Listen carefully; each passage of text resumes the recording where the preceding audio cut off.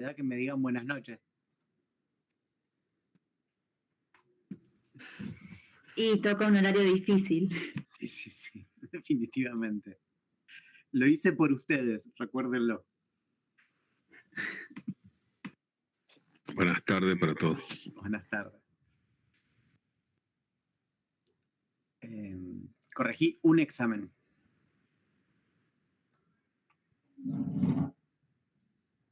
Pero ya en estos días voy a seguir corrigiendo. Bueno, ¿tienen algo que decir? ¿Empezamos con la clase?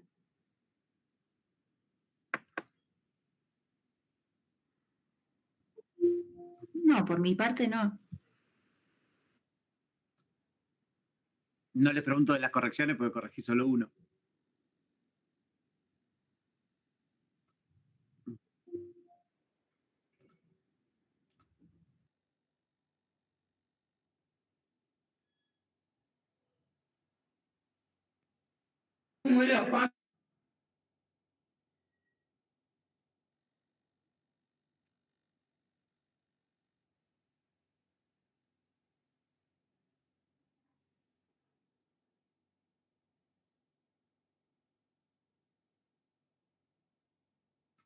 Hola, ¿me escuchan? Sí, profe. Sí. Perdón, se me cortó, no sé qué pasó. Y ya volvió.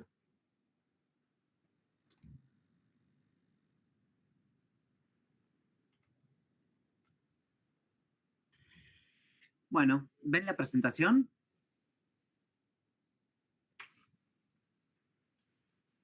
Sí. ¿Cómo gira la chica? ¿Como las agujas del reloj o en contra de las agujas del reloj? En contra. ¿En contra? No, como las agujas. Puede que gire para el otro lado, es como una ilusión óptica. Sí, claro, es una ilusión óptica. De hecho, vos podés resolver esa imagen como girando como las agujas del reloj o contra las agujas del reloj. Y hay gente que puede hacerla mover a gusto. Yo ni por casualidad. Yo la veo siempre como las agujas del reloj. Es como esa imagen, profe, que pasaban por Instagram o Facebook, no me acuerdo, que preguntaban de qué color era el vestido y unos lo veían azul y otros lo veían medio tornasolado. Sí. Y de eso va a tratar. Tengo otro que es también muy impresionante, no sé si lo conocen.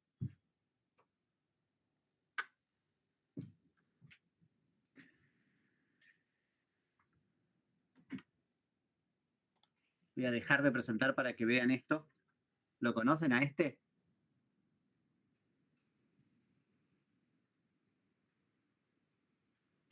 No. ¿Cómo lo ven? No sé, hay como unas maquetas y unos libros que cuando uno como que los va girando es una imagen plana, pero si uno los mira de perfil es una imagen en 3D, ¿no? Es algo así. Sí. Bueno, ¿por qué estoy haciendo esto? Vuelvo a compartir. Porque las ilusiones ópticas van a tener un rol importante en esta cátedra, en esta clase, perdón. Este que está acá es Hanson, y la razón por la cual hay una foto de joven es porque nunca superó ser joven, como les voy a contar ahora.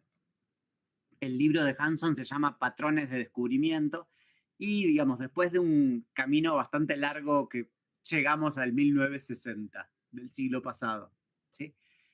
¿Lo leyeron?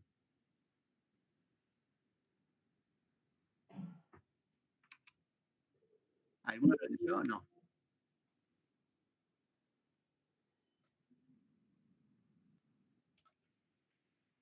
Bien, este es el libro, Patrones del Descubrimiento, y si se acuerdan, digamos, había un presupuesto de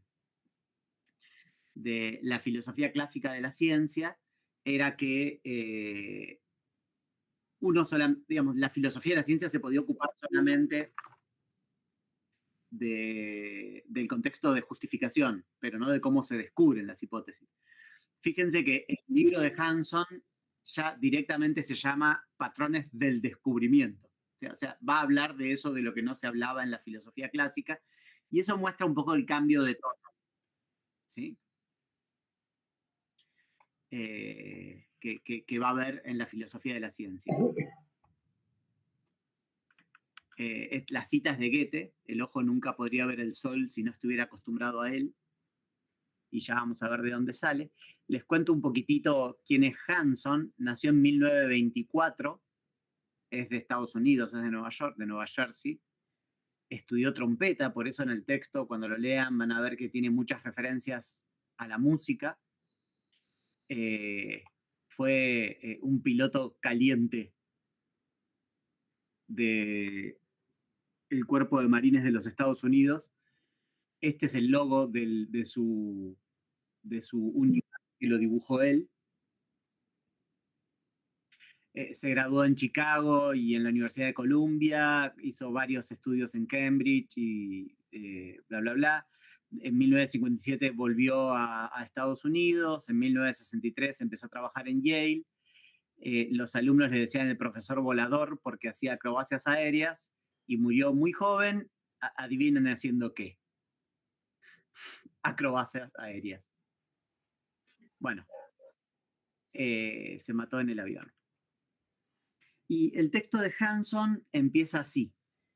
Empieza haciendo esta pregunta, que es si existe algún sentido interesante en el cual se pueda decir que Tycho Brahe y Kepler no ven el mismo amanecer cuando miran lo mismo. ¿Sí? ¿Ven lo mismo al mirar el mismo amanecer? Digamos, hay sentidos interesantes en donde se puede decir que sí y en donde se puede decir que no. ¿Sí?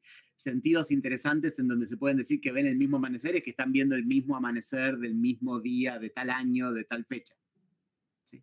Sentidos no interesantes es que no ven exactamente lo mismo porque uno está parado a 2 metros del otro, entonces ven un árbol proyectado sobre el sol y el otro no. ¿Y cuál es el sentido interesante? ¿Cuál es la pregunta que se está haciendo Hanson?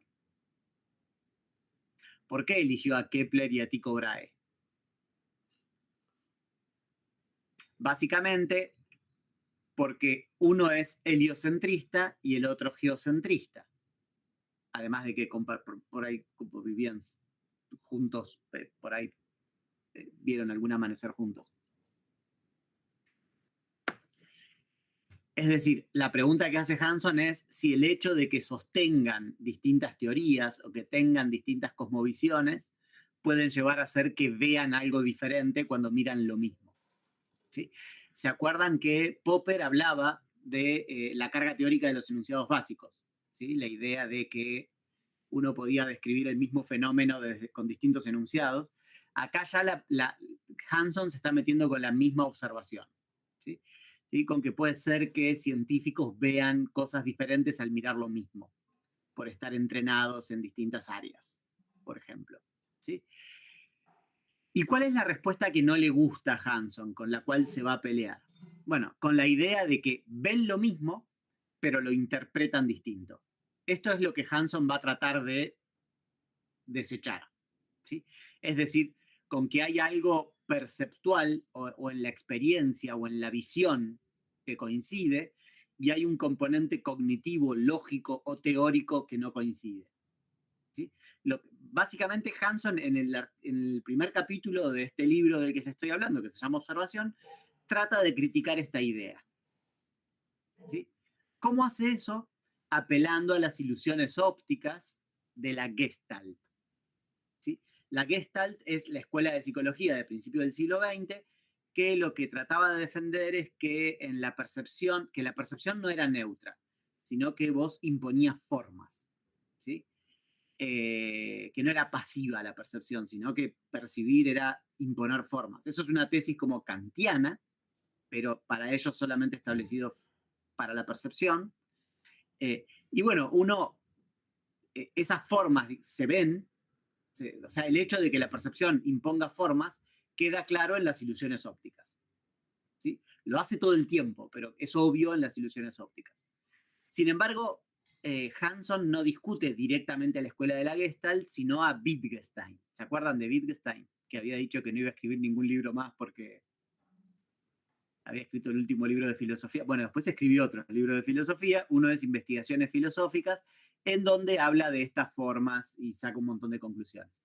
Hanson es wittgensteiniano y tiene un estilo wittgensteiniano, por eso les va a gustar leerlo, porque básicamente no discute con otros autores, sino que sigue su propia lógica.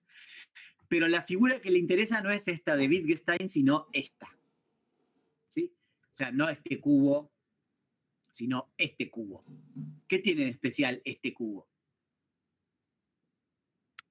Bueno, paso por paso. Primero, ¿tiene sentido decir que ustedes ven una figura de 2 dimensiones, pero la interpretan como de 3 dimensiones?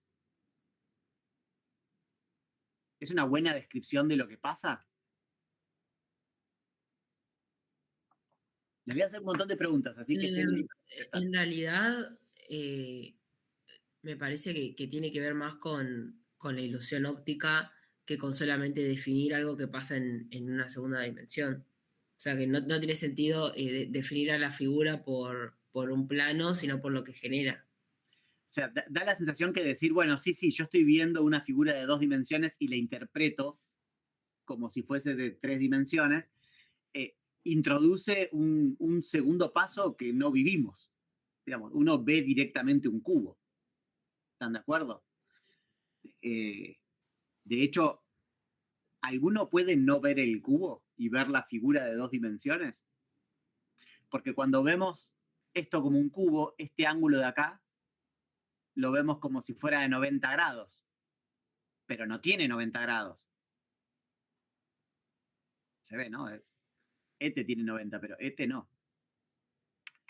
Y digamos, pueden ver las figuras que no es la que tiene 2 dimensiones, digamos, pueden dejar de ver el cubo. Yo no, yo siempre veo un cubo. ¿Sí? Pero hay algunos que dicen, bueno, sí, yo puedo ver esto como un paralelogramo que está unido por sus vértices con otro paralelogramo. ¿Se imaginan? Bueno. Yo es como que puedo ver un cubo como de 2 formas distintas. Como Sí. que veo un cubo que mira para un lado y un cubo que mira para el otro.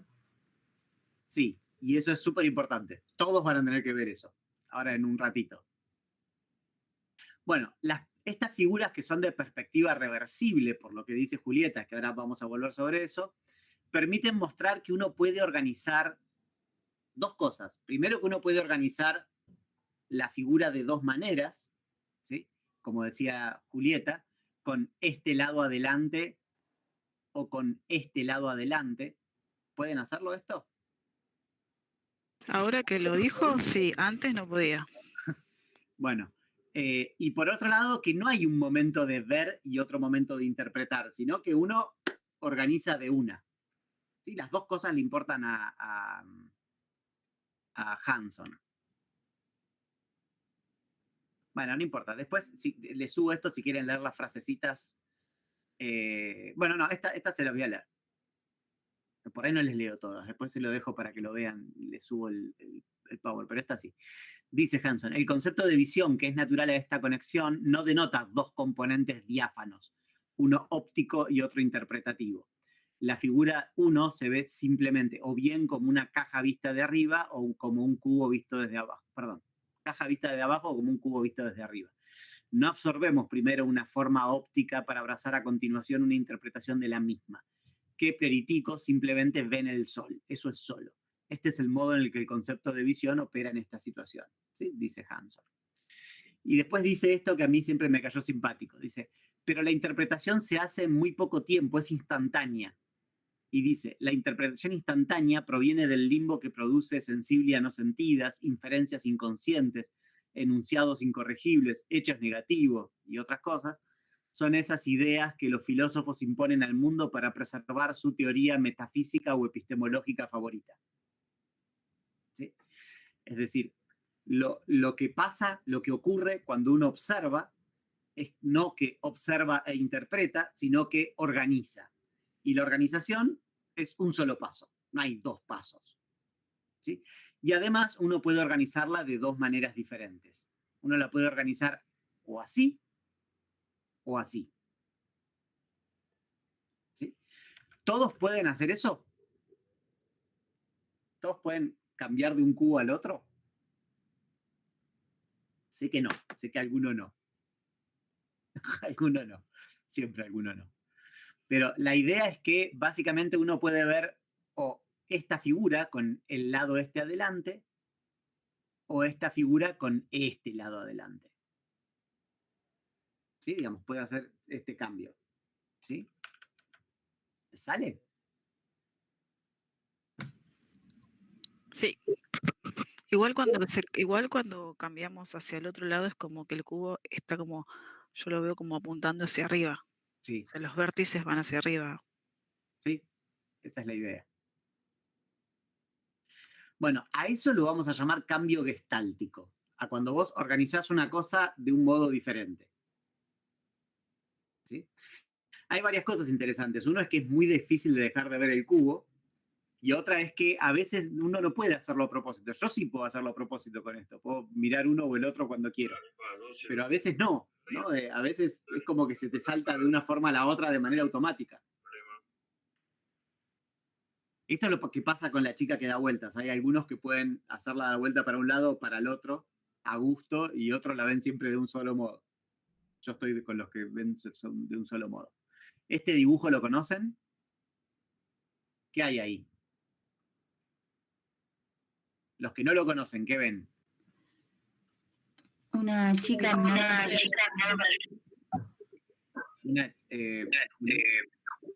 Una chica joven, vio Julieta. ¿Qué viste vos, Candela? Sí, una chica joven que tiene como un sombrero. Chica o sea, la joven. parte negra parece el pelo y lo blanco parece como un... ¿Todos ven a la chica joven? Una vieja mirando para abajo. Ahí está.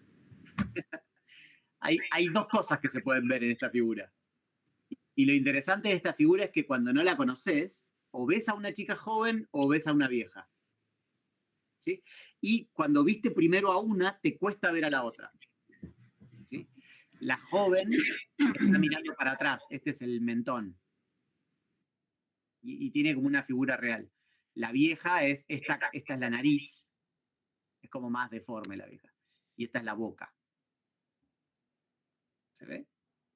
Sí, ahí la pude ver, Pero lo interesante es que uno puede organizar. Candela está con cara de que no vea la... No, no la veo. No, es más, señalaste la nariz y tampoco. No, y la boca y no... La boca es el... No la boca es el collar es la boca. El mentón es la nariz. La oreja es el ojo. No, realmente no, ni siquiera como que puedo verla. Es como una señora medio bruja. Como de Chihiro. Sí. Son prejuiciosos. Yo lo que veo es que no alcanzo a verlo porque mi celular es chiquito y la graduación de mi anteojo no me lo permite distinguir. Ok, y está un poco chiquita la imagen, no la conseguí tan grande. Pero bueno. A mí me pasa al revés. Yo no puedo ver a la chica joven. Y de entrada había... Sí, de entrada había a la señora y no puedo. Collar, mentón. A mí me pasó que veía a la chica joven, pero ahora no puedo dejar de ver a la anciana y dejé de ver a la chica joven. Como que mi cerebro la anuló. Bueno, vamos a ver otros ejemplos. Este es conocido, ¿no? Ahí podés ver una copa o dos personas besándose, ¿no? Este no está en el texto, está mencionado, pero no está.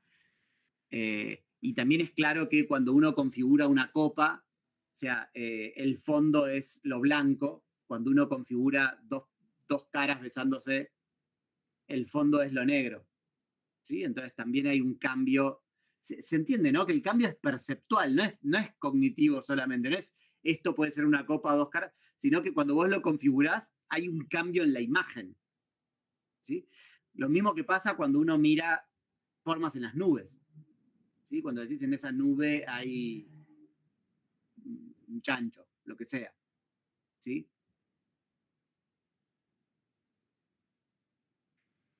Y este es el caso más famoso de los que trata Hanson, que es el de pájaro o ciervo. ¿Sí? La idea es que esta figura uno lo puede configurar como si esto fuese un pico o como si fuesen cuernos, ¿sí? Que a veces se lo llama pato conejo porque Wittgenstein dibuja un pato conejo. Pero Hanson no dibuja un pato conejo, dibuja un antílope ciervo, algo así. Y lo interesante es que cuando esta imagen está acá y está acá, ¿sí? Sin embargo, en este contexto es un ciervo y en este contexto es un pájaro. ¿Por qué? Por los otros, ¿sí? Por los que está acompañado. Entonces, lo que esto muestra es que el contexto de la imagen, el contexto pictórico, puede hacer que vos te decidas por una organización más que por la otra, ¿sí? Este es otro ejemplo de Hanson. ¿Qué hay ahí? ¿Qué ven ahí? Como el tronco de un árbol y no sé, como un koala agarrándose. ¿Todos vieron eso? Ahora lo ven, ¿no? ¿Es lo único que puede verse?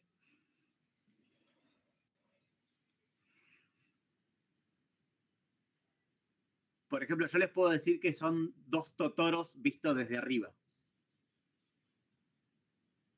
¿no? Y estas son las panzas y estos son los pies. Yo llegué a pensar que son las panzas. Pasa que es como muy abstracto pensar que son panzas, porque no sé, es una curva muy abierta para mí. Y además, primeramente habría que saber que es un totoro. ¿Cómo se puede vivir una vida sin saber lo que es totoro? Yo lo sé, pero digo... De hecho, tengo un gran debate con mi mujer sobre Ghibli Disney con respecto a la crianza de nuestro hijo, pero eso quizás es para otro momento. No hay debate. Hay una cosa que es buena y otra es mala. Bueno, yo digo eso. Podrían ser dos manos, o sea, como dos telones y unas manos con uñas largas abriéndolos, ¿sí? Digamos, ¿y a dónde apunta Hanson con todo esto? Bueno, que el contexto puede ser lingüístico, ¿no? Que vos podés aprender a organizar una forma porque te explican lingüísticamente qué es lo que es esa forma, ¿sí? Y otra cosa interesante es que cuando vos organizás la percepción de determinado modo, hay conocimiento relativo a la manipulación del objeto que cambia. Por ejemplo, si son dos cortinas, vos podrías meter las manos y abrirlas. Si eso es un árbol con un koala, que es lo que de hecho es impresionante lo rápido que lo vieron, o sea, es lo que dice Hanson que es, entonces quiere decir que vos podés girar por detrás y encontrarte un koala, ¿no? Hay conocimiento relacionado con el modo en el que estás organizando, ¿sí?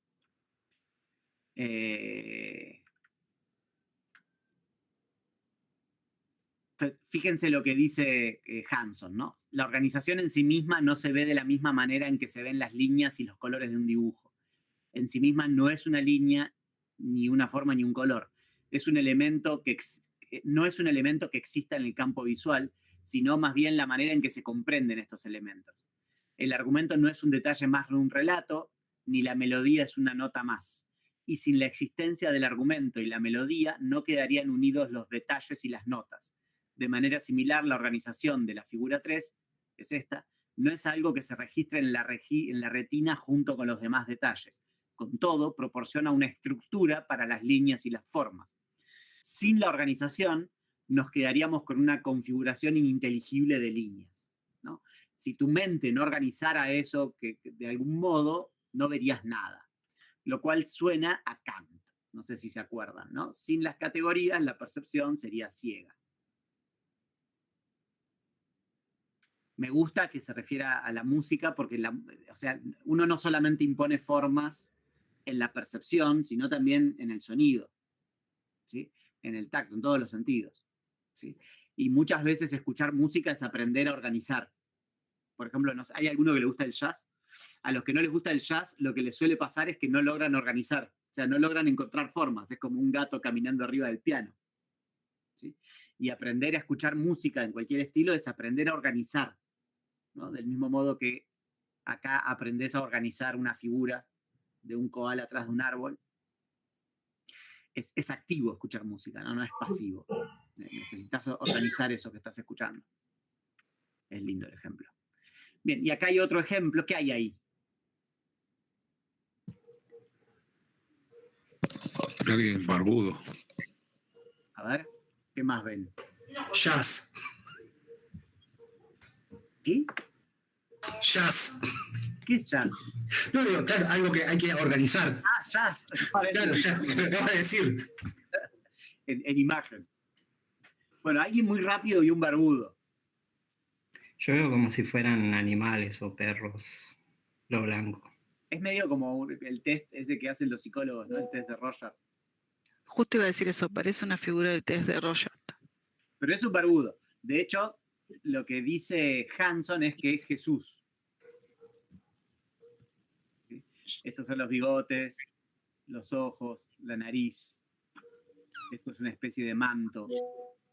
Yo cuando muestro esto en los cursos, nunca sale Jesús. Siempre sale el Che Guevara. Es que yo no creo que dice. Te iba a decir Maximiliano Costecchi.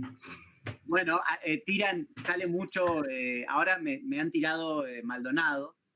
Oh. Eso habla mucho del adoctrinamiento de las universidades, ¿no? Obviamente. O sea, ver al Che Guevara. También porque son cosas que se dibujan. ¿Cómo se llama la técnica cuando pones una cosa y dibujas? ¿Stencil? No. Stencil, se llama stencil. Son cosas que acá en Argentina se dibujan con stencil. ¿Sí? Digamos, por eso Costecchi, Maldonado, Che Guevara salen de una. Y muy raro que alguien diga Jesús. Pero ¿qué muestra eso? Eso muestra que si estás entrenado en ver ciertas cosas, organizás del modo en el que estás entrenado. ¿Qué es lo que le interesa a Hanson? ¿Por qué le interesa a Hanson esto? ¿Por qué le interesa mostrar que el contexto lingüístico puede hacer que vos aprendas a organizar de determinado modo? ¿Qué es lo que está tratando de mostrar? Y un poco cómo estos elementos y cómo ciertos procesos cognitivos no son inocentes, sino de que frente a algo, dependiendo de un poco tus conocimientos previos, y así como las ciencias tiene preconceptos y tiene hipótesis ya dadas por verdaderas, nuestro cerebro está entrenado así de alguna manera, a ver ciertas cosas.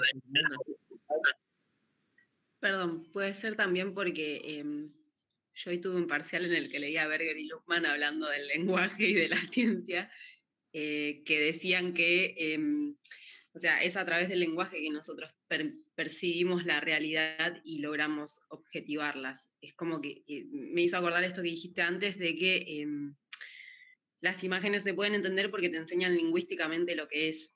Sí. O sea, es un poco a través del lenguaje que le damos significado a todas las cosas, los objetos de la vida. Exacto. Pero lo importante, digamos, las dos cosas que dijeron están excelentes, de las cosas que eran Martín y Candela. Lo importante es el sentido en el cual eso puede afectar el modo en el que ves. ¿Se entiende, no? No estamos hablando de que acá se interpretan cosas de manera distinta, sino que la experiencia misma cambia. ¿Sí? Y eso epistemológicamente es interesante, porque recuerden que siempre se contrasta con lo empírico, porque lo empírico es una base neutra. Sin embargo, si el hecho de que vos tengas ciertas teorías hace que vos veas ciertas cosas que esperás ver, entonces la contrastación deja de ser tan independiente, por un lado, ¿no? Y por el otro, lo que el científico hace es organizar la percepción. Eso es parte de lo que debe aprender a hacer el científico, ¿no? Y a Hanson no le interesa esto, ¿sí? Acá todo el mundo ve lo mismo. ¿Qué ven ustedes en esto? No sé si Luis lo puede ver en el teléfono. Que la imagen se mueve, cuando en realidad es una imagen estática, pero cuando la quiero recorrer de un lugar al otro, se va como moviendo. La imagen es estática, ¿no? Si ustedes ven el mouse, en cualquier lado que lo deje, no pasa nada. Sin embargo, todos vemos que giran esos vórtices, esos círculos. ¿Vieron esa serie loca de Netflix? Es como un cono. Ya, el que le gusta a Ghibli, ¿ya vio la serie de no sé cómo se llama, japonesa de los vórtices y los espirales? No, no la vi. Muy rara. Muy rara. Bueno. Lo anoto. Pero no sé cómo se llama. Hace unos años hubo una polémica en las redes sociales que pareció a esto que estamos hablando del vestido azul. No sé si... creo que todas las personas... Lo mencionaron. Que había una gran de qué color lo veía. ¿La serie es el problema de los 3 cuerpos? No. ¿No? No. Tiene un nombre japonés y es en blanco y negro, es un dibujo. Hay una película muy interesante que se llama Todo al mismo tiempo, en el mismo lugar, que hay un poco de esto de cómo se trastoca la percepción. Está buenísima la peli. Esto otro también, todos vemos lo mismo. ¿Qué pasa acá? Hay una mujer con 4 ojos y 2 bocas. Pero te rompe la visión, ¿están de acuerdo? ¿No? Te hace mal, tipo, no es solo una mujer con 2 bocas no, digamos, te hace mal. Y es como que mi cabeza organizarlo, pero no puedo. Es como si se moviera, pero a la vez cuando lo mirás es como que no querés verlo. Pero esto a todos los humanos no pasa lo mismo cuando vemos esto. ¿Por qué? Porque tenemos algo así como un módulo innato de reconocimiento facial, por lo que vemos caras en todos lados, ¿no? Ves un auto y le ves cara, ¿no? Las luces los ves como ojos, la parrilla como... Digamos, porque todo el tiempo vemos caras y esto hace básicamente que no podamos configurar el objeto. ¿Sí? Pero esto no es lo que le interesa a Hanson, como vamos a ver. Este es otro. Mi hija le tiene un miedo a esta imagen. ¿Qué ven ustedes? Es otro. Pasa lo mismo que como el anterior. Parece un perro destrozado o algo así, ¿no? Sí. Sin embargo, es un perro común. Lo que pasa es que le lees la nariz como si fuese un ojo. Y cuando haces eso... Ay, no logro ver el perro normal. Yo tampoco. Esto es un ojo. Esto es un ojo. Ya entendí. Este es de los hijos. Está como con la cabeza así de costado. Así. Pero bueno, nada de esto es interesante. Es interesante, pero no es lo que le interesa a Hanson. ¿Sí? ¿Por qué? Porque acá todos vemos lo mismo. ¿Sí? Todos tenemos, de hecho la Gestalt estudiaba esto, estudiaba las reglas por las cuales configurábamos todos los humanos la percepción. Pero a Hanson, este es otro caso ridículo, ¿lo conocen? Salió un astrónomo francés diciendo, miren qué hermosa foto del sol o no sé qué cosa, y en realidad... Y es un salame. Sí. Es un salame. Esto es más interesante, porque acá si vemos un salame o vemos el sol, tiene que ver con otra cosa, no con reglas que siguen nuestra percepción, sino que son cosas en las que podemos diferir. De hecho, este es el ejemplo que pone Hanson. ¿Qué hay ahí? Bueno, y lo que dice Hanson es, depende para quién. Para un Lego hay una especie de lámpara o algo así. Para un físico hay un tubo de rayos X. ¿Sí? Entonces, ¿por qué le interesa eso a Hanson? Porque lo que le interesa es el entrenamiento científico de la percepción. ¿Sí? El papel del entrenamiento de la percepción en la educación. ¿Sí? No les leo estos pedacitos para después si quieren léanlos cuando lean el texto. Pero bueno, más ejemplos de música, ¿no? Dice, puede que para que nosotros no apreciemos que un oboe está desafinado, aunque eso sea penosamente obvio para un músico experto, el cual, dicho sea de paso, no oirá los tonos e interpretará que están desafinados, sino que simplemente oirá que está desafinado. Es un buen ejemplo solamente para los que saben lo que significa afinar un instrumento. ¿Tocan la guitarra? Yo sí, y ahí hay una cosa muy interesante para decir, porque desde la perspectiva del microtonalismo esto no existe. ¿No? En el microtonalismo, dependiendo de donde vos te pares, no deberían existir afinaciones incorrectas, porque los grados que hay entre tono y tono, o entre semitonos, si vos lo vas maximizando o haciendo infinitesimales, no deberías tener la idea de algo desafinado. Ujú, Lo desafinado es un concepto. ujú.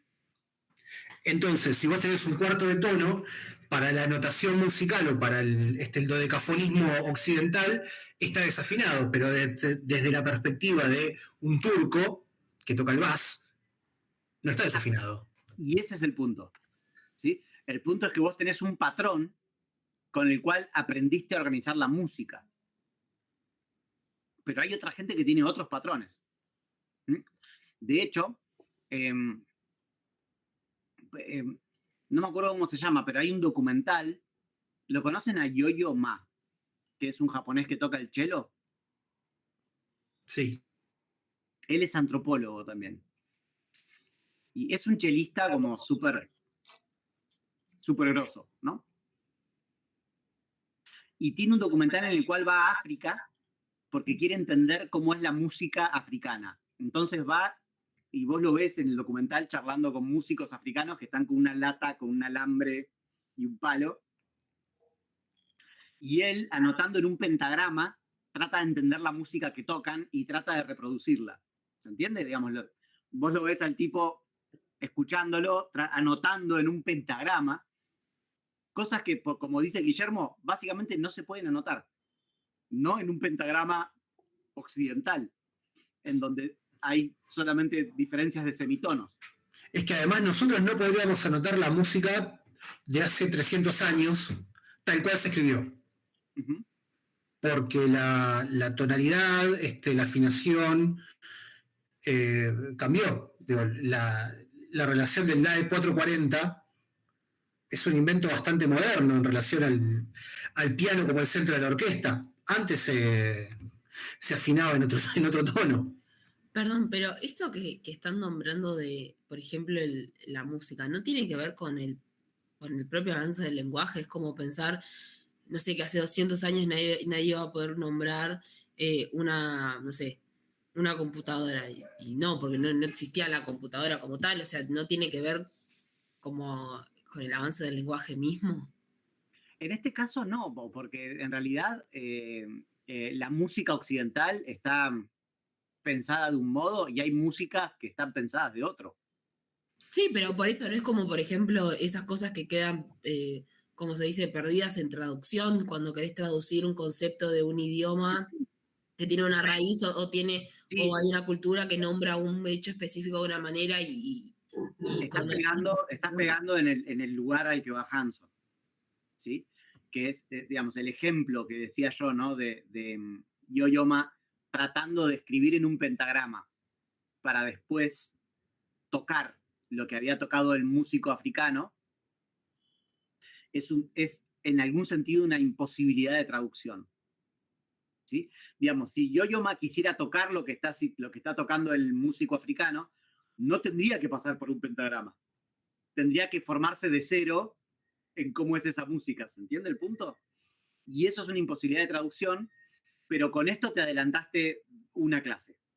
¿Sí? Ya vamos a llegar a eso cuando veamos Kuhn. Hanson no habla de imposibilidad de traducción, pero sí habla de distintas organizaciones de la misma experiencia.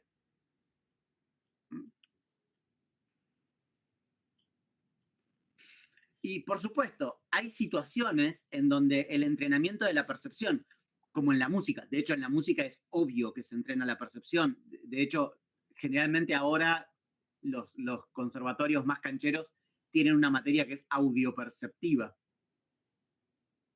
en donde básicamente aprendés a escuchar.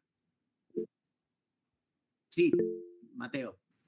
Sí, profe, a mí esto que decís de la música me pasó, yo uso un programa de producción digital, el FL Studio, así de manera amateur, digamos, y ya cuando ves que se organiza con patterns en inglés, es como descubrís esa lógica que todo se secuencia básicamente, pero por ese lado lo pensé. Uh-huh. Pero es bueno, o sea, bueno, la música es como un tema favorito mío. Estoy tratando de no hablar de eso para seguir adelante con la ciencia. Pero es un flash, es un flash todo lo relacionado con la música, sobre todo porque nadie entiende nada, digamos. En el fondo, nadie entiende lo que es la música, ¿no? Es como un gran misterio. Está buenísimo el libro de Oliver Sacks que se llama Musicofilia. Si le quieren entrar a eso, es muy interesante. Oliver Sacks, creo que ya se los mencioné, es un psiquiatra que tiene varios libros, unos despertares, alucinaciones. ¿Les hablé de esto? El hombre que confundió a su mujer con un sombrero. Bueno, tiene uno sobre la música y está buenísimo. Pero, no, sigamos adelante.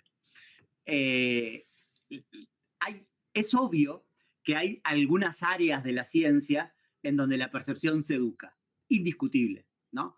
Las personas que leen radiografías, que usan ecografías, que miran por microscopios o por telescopios, entrenan su percepción, ¿sí? Y el conocimiento que tienen no es teórico, sino que es más manipulativo y observacional, ¿sí? De hecho, la gente que hace lectura de imágenes solo hace eso. Y como, bueno, yo trabajo estas cosas, charlé con un montón de... Cada vez que alguien me hace una ecografía, si tiene buena onda, que no pasa seguido, charlo un poquito de esto. Y básicamente lo que dicen los que hacen ecografías es que imprimen las fotos al pedo porque los médicos no saben leer las ecografías, digamos. Lo que hacen es leer el resultado, ¿no? ¿Y eso por qué lo dicen? Porque en definitiva tienen sobre todo en la ecografía, que la ecografía es, no me acuerdo cómo lo llaman, pero no es una imagen fija, sino que también, o sea, se fijan cómo reaccionan las cosas empujando, apretando, ¿vieron? ¿Saben de qué hablo? Sí, tiene que ver con el movimiento, tiene que ver por cómo se capta esa imagen, que no es una imagen como pensamos nosotros las imágenes de una cámara, sino que tiene que ver con contrastes. Entonces tampoco tiene nitidez, por eso lo de los movimientos. Creo que la llaman dinámica, ¿no? A diferencia de la radiografía que es estática o algo así, pero que básicamente implica un montón de cosas por parte del ecógrafo, ¿no? No es solamente aprender a leer una imagen, que también hay que hacerlo, ¿no? En el caso de las radiografías, en general, yo no veo nada en una radiografía.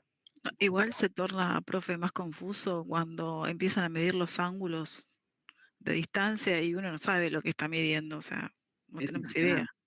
De hecho, una vez mi hija dejó de caminar por una semana. Nos asustamos mucho, pero está todo bien, no pasa nada, no termina triste la historia, estaba todo bien. No sé qué le pasaba, pero no le pasaba nada. Pero la llevamos al tipo que hacía ecografías y básicamente medía si tenía cianovitis o algo así, que es líquido entre la rodilla, ¿sí? Y para eso comparaba el espacio que había en una rodilla y el espacio que había en la otra rodilla. Pero claro, de acuerdo a cómo entraba con el aparatito, eso variaba. ¿Se entiende lo que digo? Porque si lo mirás de costado se achica, si lo mirás de frente no.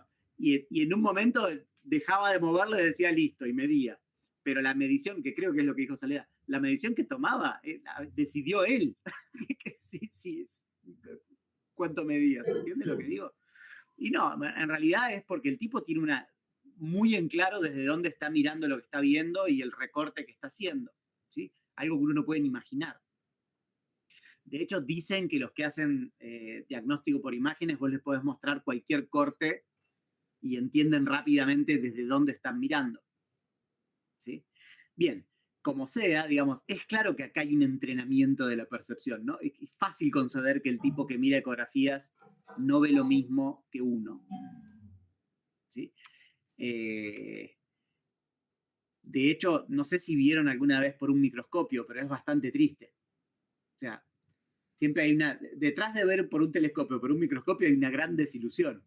Porque uno piensa que va a ver esto y en el mejor de los casos, esto es con un microscopio óptico, esto es una imagen increíble de una célula.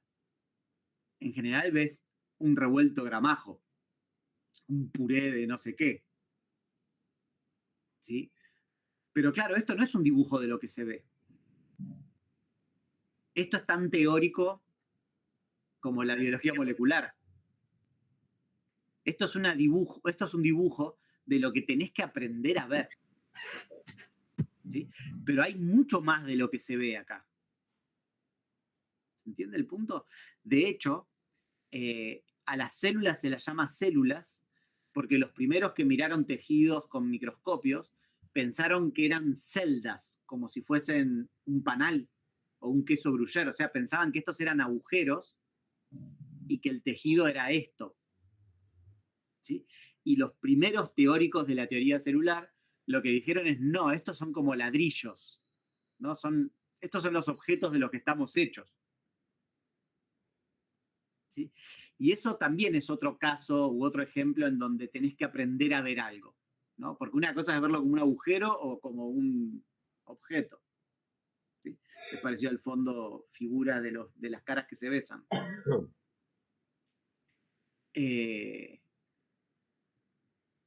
Tengo un amigo que estudiaba, que es pintor, que dibuja re bien. Bueno, acá no tengo ningún cuadro. De esta gente que ve una cara y la dibuja. ¿Sí?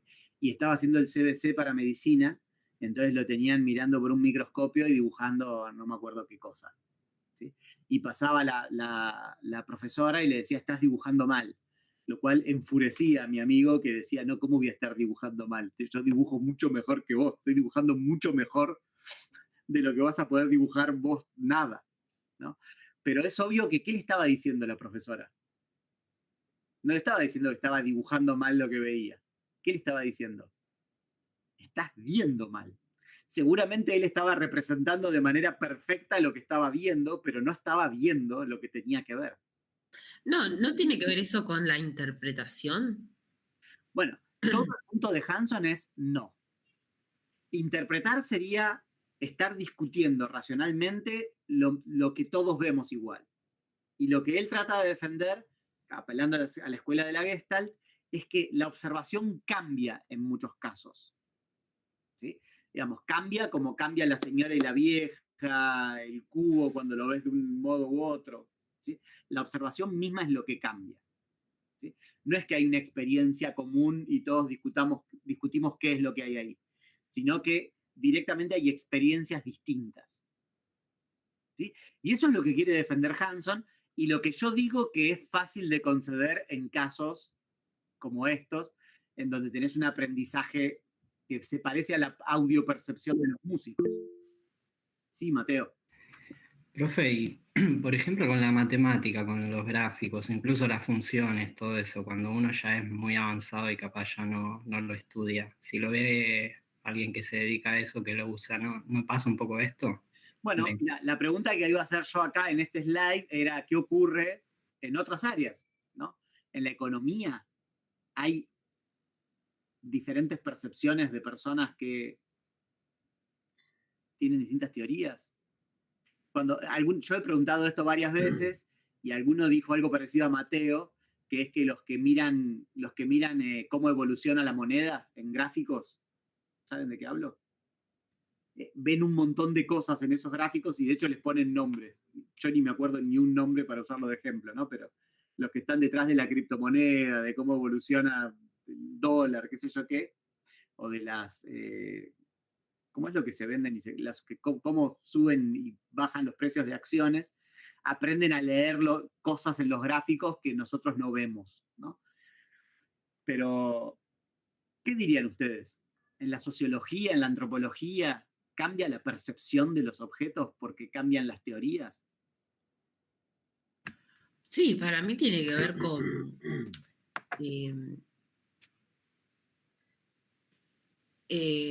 como por ejemplo, no sé, me imagino en la antropología, quien va a observar, no sé, culturas distintas a la propia, va con curiosidad y no, por ejemplo, con miedo, no como, por ejemplo, lo que pasa ahora con la xenofobia, no sé, que hay países enteros que ven a una persona distinta al nativo y sienten miedo, y en la ciencia, o en la antropología, por ejemplo, se entrena al cientista para acercarse a eso, no para alejarse justamente.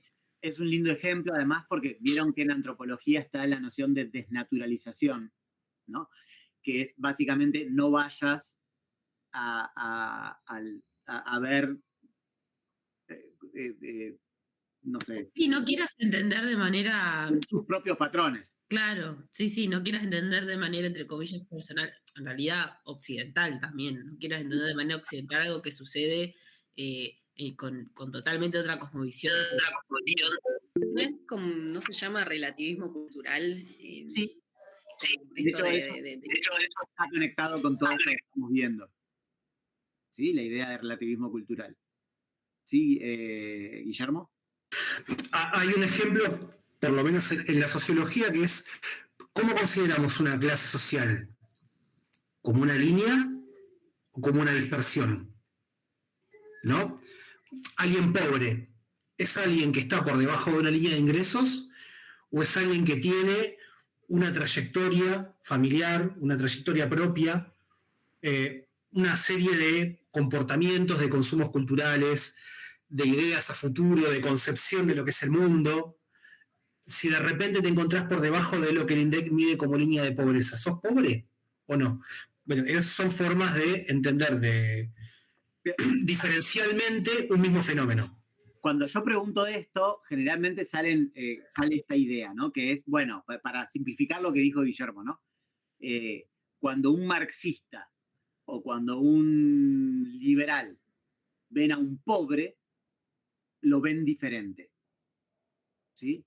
Ahora, la pregunta que hago yo es, en esa frase, ver, ¿está usado en sentido literal o en sentido metafórico? Porque el punto de Hanson es que literalmente hay situaciones en las que se ven cosas diferentes, ¿no? Un cubo de un modo o un cubo del otro. ¿Sí? O una célula tiene que ver con lo que es la comprensión y la interpretación, y Hampson habla exclusivamente de algo que se ve, algo que es tangible, no sé, referirse a un objeto de...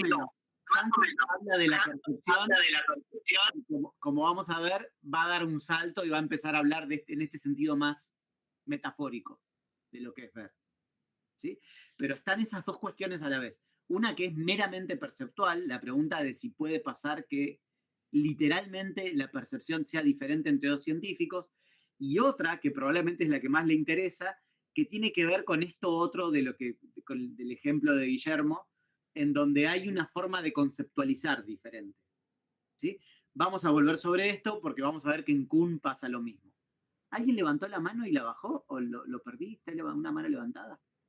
¿Escuché un ruidito? No, profe, yo justamente iba a decir eso, que lo veía en el sentido metafórico. Ok. Entonces, vamos a seguir hablando de lo literal y después vamos a pasar a lo metafórico. ¿Sí? Básicamente, lo que dice Hanson, o sea, todo el camino que estaba haciendo Hanson es para tratar de defender que Tycho Brahe y Kepler podían ver algo diferente. ¿Sí? Y claro, hay un sentido en el que ven la misma cosa, porque en el fondo están bien, porque comparten teoría, porque los dos ven una pelota de fuego. ¿Sí? Podría haber alguien que ve otra cosa, que ve un agujero o una... ¿Se entiende lo que digo? O que el sol se mete en el mar. Ellos tienen algunas cuestiones en común, por los cuales ven una bola prendida a fuego. Pero uno ve que el sol gira alrededor de la Tierra, mientras que el otro ve que la Tierra gira alrededor del sol. Es un ejemplo raro igual el de Hanson, porque para ver esa diferencia tendría que moverse el sol. Y mirar el sol es como la aguja de la hora, ¿no? No. De hecho, no se ve. Si uno lo adelanta, quizás sí, porque lo que vería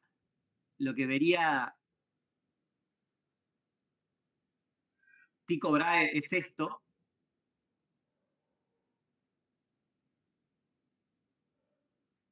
Mientras que lo que ve Kepler es esto.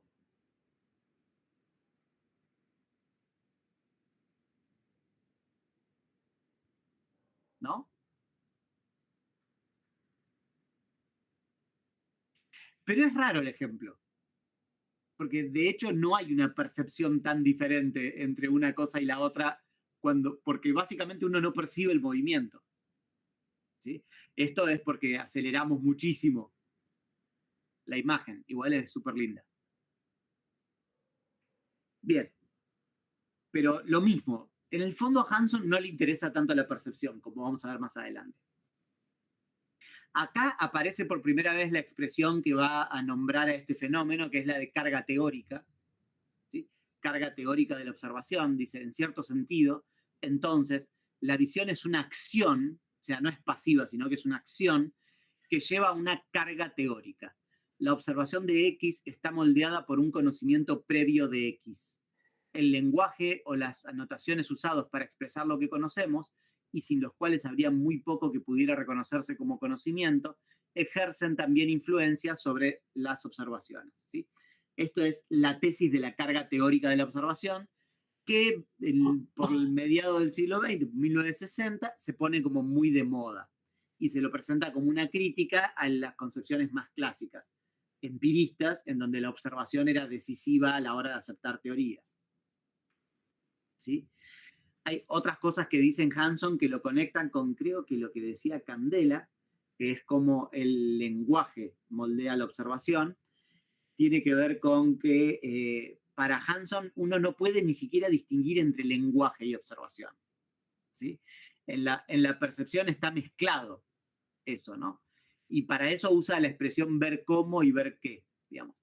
Cuando vos decís ver cómo, no, veo ciertas rayas como un cubo, eso involucra conocimiento, porque eso quiere decir que ves que podés manipularlo de cierta manera. Y no podés separar con claridad el componente del lenguaje del componente de la percepción. Para él está todo mezclado en la percepción. ¿Sí? Guillermo. No, estaba pensando que hay un texto de John Berger que es como exactamente lo contrario. O sea, donde él dice que hay imágenes y modos de ver y que la imagen siempre llega antes que el lenguaje. Bueno, eso es lo clásico, ¿no? Pensar que la imagen está antes que el lenguaje. Es la concepción clásica que Hanson critica. ¿Sí? Okay. Es básicamente decir, no hay imagen si no hay lenguaje. ¿No? No hay imagen si no hay teoría. ¿Sí? Eso es lo que quiere defender. Que, ojo, por ahí es un poco exagerado. Muchos salieron a decir que era un poco exagerado. ¿Sí? Pero igual está tratando de señalar un punto que va a ser muy influyente, como lo vamos a ver. ¿Sí? Y tiene esta frase que me parece muy linda, que es: cuando se ignoran el lenguaje y las notaciones en los estudios de observación, se considera que la física descansa sobre la pura sensación y los experimentos de bajo nivel. Se la describe como una concatenación repetitiva y monótona de sensaciones espectaculares y de experimentos de laboratorio escolar. Pero la ciencia física no es solamente una sistemática exposición de los sentidos al mundo. También es una manera de pensar acerca del mundo, una manera de formar concepciones. Y está esta frase que es muy linda: el observador paradigmático no es el hombre que ve y comunica lo que todos los observadores normales ven y comunican, sino el hombre que ve en los objetos familiares lo que nadie ha visto anteriormente. ¿Sí? Esta frase, vamos a ver lo importante que es para Kuhn, ¿no? Que es la idea de que el científico revolucionario que logra ver algo que nunca nadie había visto en un objeto que todos veían, ¿no? Galileo, que por primera vez ve un péndulo tal como lo vemos nosotros, y no como lo veía Aristóteles. ¿Sí? Les cuento, yo escribí un librito para niños que es Hanson. No dije que era Hanson, pero es Hanson. Lo dije al final. ¿Sí? Y yo quería poner esta frase al final y las editoras me la sacaron. Cada vez que la leo me pone triste. Que se llama De la Tierra al Universo. Si tienen un hijo de cerca de 8 años. Bien. Hay una pregunta que es para hacer y que siempre es importante hacerla cuando uno está frente a un filósofo, que es: ¿esto de lo que me estás hablando es exceso de pensar?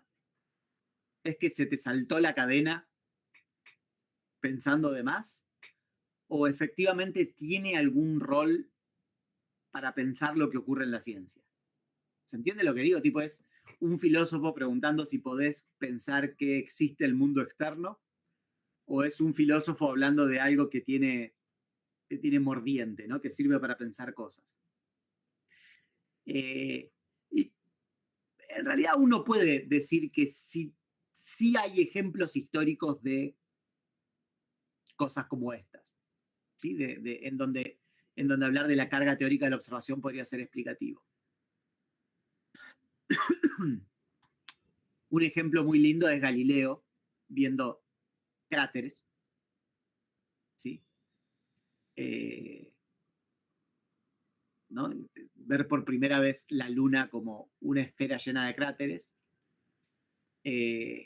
Otros que bastante lindos son en la discusión entre Colgi y Santiago Ramón y Cajal, que es en neurociencias.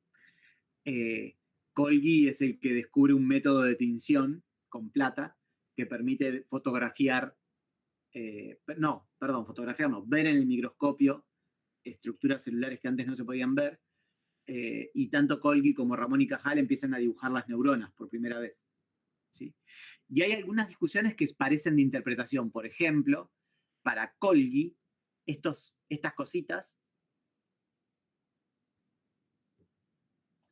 son subproductos del método de tinción, ¿sí? Para él eran manchitas que surgían del método de tinción. Entonces, cuando él hace un dibujo, no las dibuja, las borra, porque piensa que están hechas. Uno podría pensar que esto es una discusión de interpretación, ¿no? Que es decir, bueno, ¿esto qué es?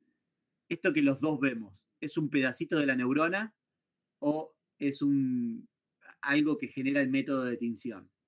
¿Sí? Ramón y Cajal dibuja esas cositas porque le parece que son parte de las neuronas. Pero esto es una discusión a nivel de interpretación, no es una discusión hansoniana. Sin embargo, Colgi y Cajal, Ramón y Cajal, tenían teorías distintas respecto a cómo funcionaba la mente. Para Colgi, había una red difusa, ¿no? De neuronas y axones, mientras que para Cajal había conexiones definidas entre neuronas. Y cuando dibujan el cerebro, lo dibujan los mismos preparados de manera diferente. Y uno podría pensar acá que sí hay carga teórica, ¿no? Que podría haber una diferencia a nivel percepción. Por supuesto, es muy difícil demostrar esto. Andás a ver lo que estaban viendo, ¿no? En parte es difícil de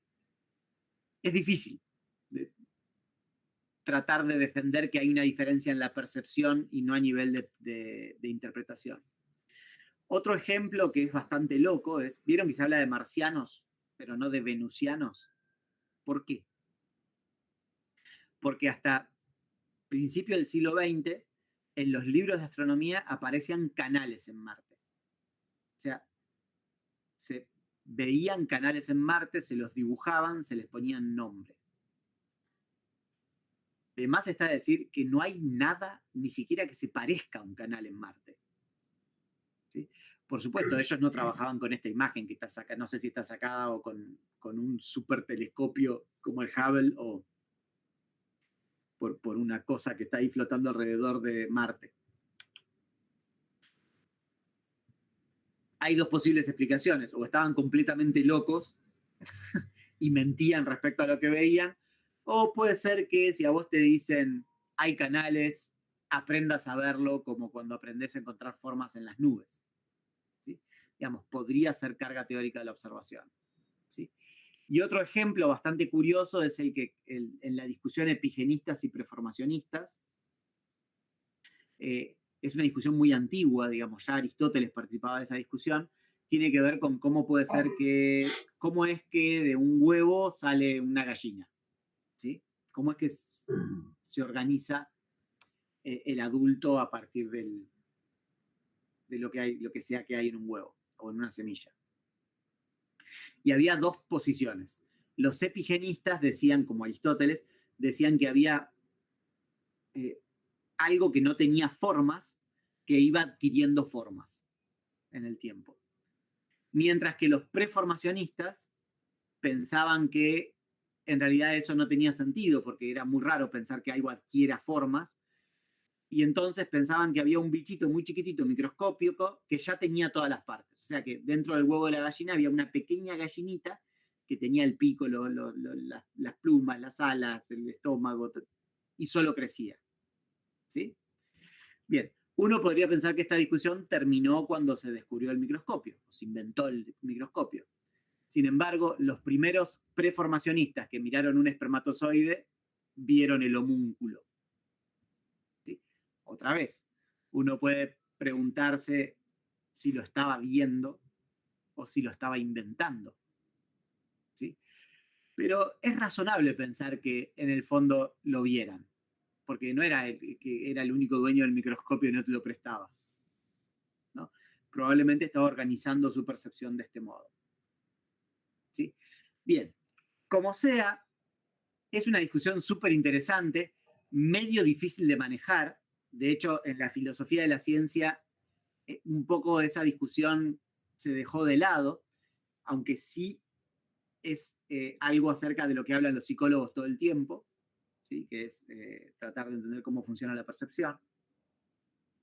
Pero en el fondo a Hanson no le interesaba tanto el tema de la percepción, sino que le interesaba más ejemplos como de los que hablaba Guillermo, o sea, ejemplos en los cuales vos estás conceptualizando distinto. Y en el capítulo 4 pone este ejemplo, ¿sí? Es un experimento que propone un experimento para hacer con una audiencia, ¿sí? O sea que ustedes son la audiencia y vamos a hacer un experimento. Dice, proyéctenle una imagen a una audiencia, como esta, y sacala. ¿Sí? Y después pregunta, ¿cuántas plumas tenía ese pájaro? ¿Cuántas plumas tenía? Nada, porque era un conejo, ninguna pluma. No me rompas el experimento. ¿Cuántas plumas tenía el pájaro?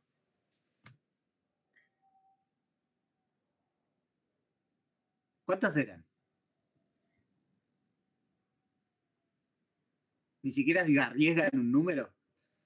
Bueno, puede ser que esa discusión sea difícil, ¿sí? Puede ser que encontrar ese número que se perdió en esto que es irrecuperable, este momento que fue irrecuperable, no podamos resolverlo, no podamos acordar si eran 6, 7.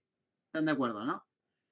Pero hay una respuesta verdadera y esa respuesta está determinada por la imagen. ¿Sí? Eran 6. ¿Sí? Y la respuesta está determinada por la imagen. Pero ¿qué pasa con lo que dijo Martina? Que es, ¿qué plumas? No hay plumas ahí, hay un conejo. ¿Hay algo en la imagen que determine si eso es un conejo o un pájaro? Hanson dice, nada. La discusión es completamente distinta. ¿Sí? Es decir, hay dos preguntas distintas. ¿Cuántas plumas tiene el pájaro? Y otra pregunta completamente distinta es, ¿son plumas de un pájaro o cicatrices de un antílope? ¿Sí? Según él, son completamente diferentes. El enunciado de que la figura lo es de un pájaro, dice Hanson, sin embargo, no es refutable en el mismo sentido con la de cuántas plumas tiene el pájaro. Su negación no representa la misma posibilidad conceptual porque no concierne a un detalle observacional, sino al mismo patrón que hace a esos detalles inteligibles. Perdón, ¿con eso quiere decir que negando una no significa que la otra no sea posible? Bueno, en principio no está tan claro lo que quiere decir. Conceptual. Lo que quiere decir es que hay dos discusiones que son diferentes. Una discusión entre gente que comparte el patrón y está en desacuerdo en la cantidad, y gente que no comparte el patrón. ¿Y por qué es diferente? Porque si compartís el patrón, la imagen te refuta ciertas posibilidades. Por ejemplo, el pájaro tiene 8 cicatrices. Es refutado por la imagen. Mientras que si la discusión es acerca de cuál es el patrón correcto con el cual tenés que organizar, no hay nada en la imagen que refute al patrón. O sea, no hay nada en la imagen que vaya a refutar si eso es un conejo o es un antílope. ¿sí? Sino que eso es condición de posibilidad, el patrón, aplicar un patrón es condición de posibilidad de contar plumas o cicatrices. No dice mucho más Hanson que esto, pero muestra que está más preocupado por esto que por la percepción. ¿Sí? El que va a estar absolutamente obsesionado por distinguir entre estas dos preguntas es Kuhn. ¿Sí? Kuhn, en la estructura de las revoluciones científicas, que es lo que vamos a empezar a ver la clase que viene, va a tratar de distinguir entre situaciones en las que los científicos comparten un patrón y situaciones en las que no. ¿Sí? Y va a llamar a esto inconmensurabilidad. Pero eso lo vamos a empezar a ver la clase que viene. Los invito a que lean Kuhn, que va a ser probablemente lo que más les va a gustar de esta materia. Igual, si leen Hanson les va a parecer interesante. Pero bueno, la estructura de las revoluciones científicas va a ser lo que más les va a gustar de esta materia y le vamos a dedicar varias clases. ¿Sí? ¿Alguna duda, alguna pregunta, algún comentario? Se ve como la filosofía de la ciencia se va acercando poco a poco a preocupaciones más cercanas, ¿no? Del presente, a cosas que leyeron en otras materias. ¿Sí? La filosofía de la ciencia de principio del siglo XX es un poco más ajena, aunque es intuitiva, ¿sí? Es más ajena al tipo de discusiones que se tienen en el presente, sobre todo si vienen de las ciencias sociales. ¿Sí? Los científicos naturales haciendo teoría sociológica contemporánea y de hecho los textos iniciales sintetizaban todo lo que nosotros estábamos viendo de, a Carnap, teníamos a Popper, teníamos a Kuhn, también lo vi como así al pasar, pero es como que se conectan mucho las dos porque es teoría sociológica contemporánea. Sí. Entonces hay como de vuelta, por lo menos que yo veo en las dos materias. Bueno, de hecho, digamos, cuando un científico natural te habla de la ciencia, dice cosas más clásicas, más parecidas a Popper o a Carnap, ¿sí? Mientras que los científicos sociales, que en general ven filosofía, ven cosas por el estilo, y saben del relativismo, ¿cómo lo llaman? Cultural, y de la desnaturalización, etcétera, en general les parece más fácil de entender y más cercano Hanson o Kuhn. ¿Sí? Igual recuerden que Kuhn no habla de las ciencias sociales, habla de la física y de la astronomía. ¿Sí? O sea, cuando lo lean van a ver que Kuhn nunca está hablando, y cuando habla de las ciencias sociales dice cosas feas, porque es un físico él. ¿Sí? Como vamos a ver. Pero bueno, eso ya lo encaramos la semana que viene. No, esta semana, el viernes. Así que si quieren empezar ¿Sí? Creo que es feriado. Tienes razón, por eso, la semana que viene. Igual. Por eso, la semana que viene. Tenés razón. Sí, por otro lado, ayer veía el cronograma que estaba escrito y me di cuenta que repetí un tema de 2 clases. O sea que tengo que revisarlo. Igual seguro que va a haber algún paro, no sé. ¿Saben algo de Quilmes? Ya en Puan se tomó la facultad. ¿En Quilmes pasó algo?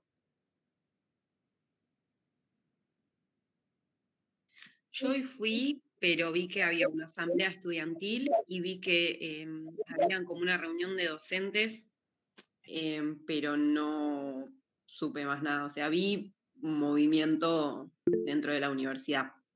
Vigilia. Está la vigilia. Bueno, ya veremos cómo sigue esto. Bueno, los invito entonces a que empiecen a leer Kuhn, que es como súper interesante.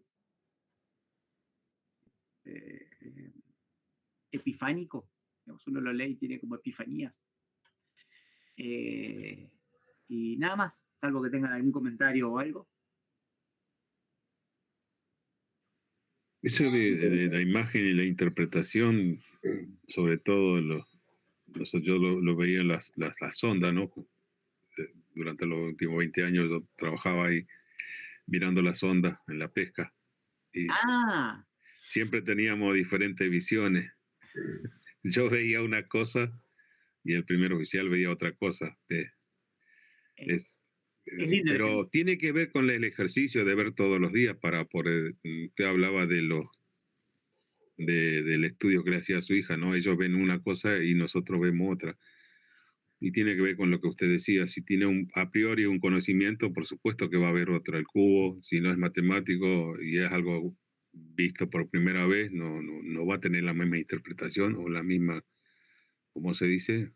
Tiene un conocimiento preconcebido. Exacto. Es lindo el ejemplo porque yo me acuerdo de pescar con boya, ¿cómo se llama? Pescar con boya es detectar cuando el movimiento de la boya está hecho por el pez o por las olas. Y al principio es imposible. Al principio sí no se nota. ¿No? De cuando están picando o cuando... Es lindo el ejemplo. Y después se empieza a diferenciarlo. Tiene que ver el movimiento, pero nosotros trabajamos en diferentes frecuencias, ¿no? En 50, en 80, y depende de la especie que pesquemos, marisco, pescado, con escamas, sin escamas, calamar. Y, las ondas. Vos decís, sí, perdón, yo las ondas, sí. Mucho más básico. Yo estaba diciendo el modo en el que... No, las ondas, usted hablaba del estudio que hizo en la rodilla, ¿no? Que es que trabaja con lo mismo, con frecuencia. Porque es también Doppler, creo. ¿O no? ¿Qué es? Es como... no, para pescar debe ser una ecolocalización, ¿no? Tirás un sonido que vuelve. No, es Doppler, sí, con sonda, por rebote. Mirá. Y la interpretación, el otro día, yo me acuerdo, hace poco las instituciones se acercaban a los pueblos originarios, hablo del guaraní, ¿no? Sí. Y un jefe de una nación que está cerca de Salta, llegaron las universidades con estudiantes de ingeniería, arquitectura, antropólogos, sí. Los que preparan los alimentos. Y me acuerdo una vez, llegó este grupo para hacer los canales de riego, los de arquitectura. Y el antropólogo, el jefe, entonces, para agasajarlo, el hijo estaba jugando con una cabrita, ¿no? Entonces el jefe ordena que para agasajarlo que sacrifique a la ovejita. Entonces el antropólogo va y lo cuestiona, le dice, ¿cómo va a matar a su, ¿cómo se llama eso que tiene uno en la casa, que son... Mascota. La mascota, le dice. Y el jefe dice, ¿cómo nos van a ayudar los hombres de ciencia si no entienden que nosotros no tenemos mascotas, criamos alimentos? Y a eso veía con respecto a cómo ve la sociedad formada de una forma y es como visión que tiene la otra sociedad, ¿no? Exacto. Y eso, digamos, es... bueno, ya les voy a hablar la próxima de Kuhn y del impacto que tuvo el libro de Kuhn.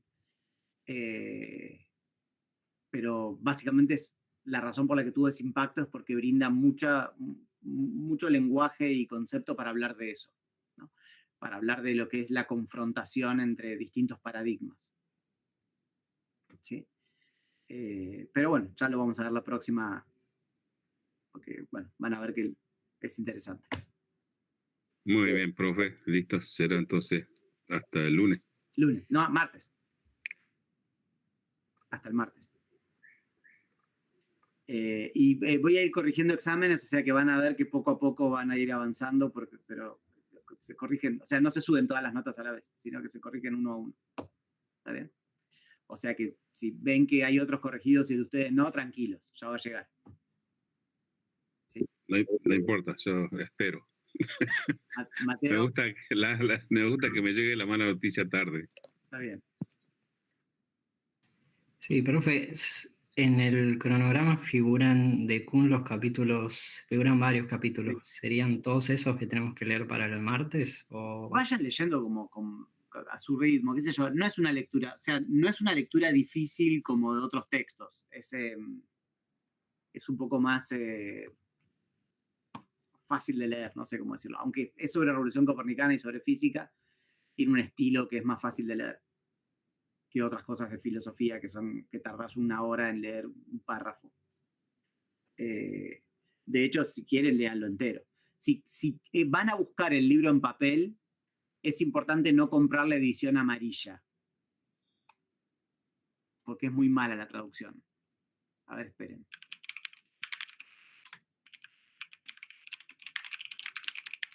Porque se consigue barato, digo, por ahí, si alguno quiere comprarlo.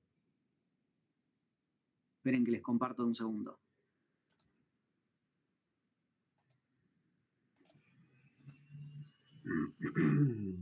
¿Ven esto? Esta edición, la amarilla, es mala la traducción. De hecho, es de Fondo de Cultura Económica y es tan mala que la volvió a hacer Fondo de Cultura Económica. Esta es la que hay que conseguir. ¿Sí? Que está hecha por Solís.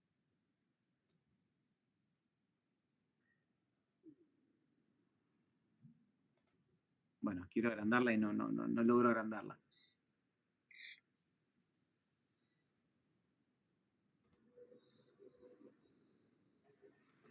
Bueno, pero es esta. ¿Sí? Es la traducción hecha por Solís, no la amarilla, que es muy mala.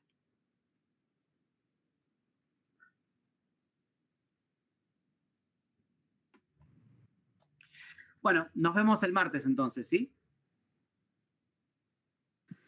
Listo, hasta luego para todos. Hasta luego para todos. Buenas noches. Chao. Buenas noches. Chao, gracias.